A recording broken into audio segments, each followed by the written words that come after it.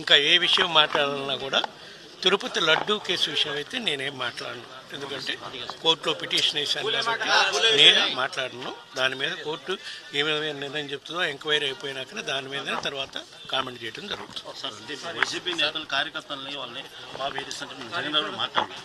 అంటే దీనికి రాబోయే రోజులు ఎట్లా మీరు యాక్షన్ తీసుకోవాలి? యాక్షన్ తీసుకుందామా లేదా అనేది ప్రజలు ఇచ్చే తీర్పు మీద ఉంటుంది. ప్రజలు తీర్పు ఇచ్చి యాక్షన్ తీసుకోమని చెప్పినప్పుడు ఇంతకన్నా రెట్టింపుగానే యాక్షన్ తీసుకోవడం జరుగుతుంది.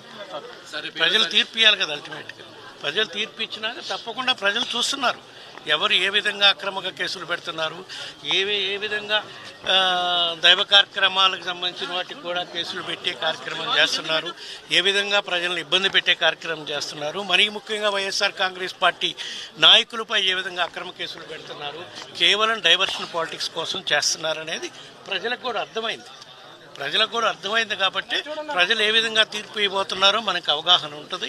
రాబోయే రోజుల్లో మనకు తెలుస్తుంది.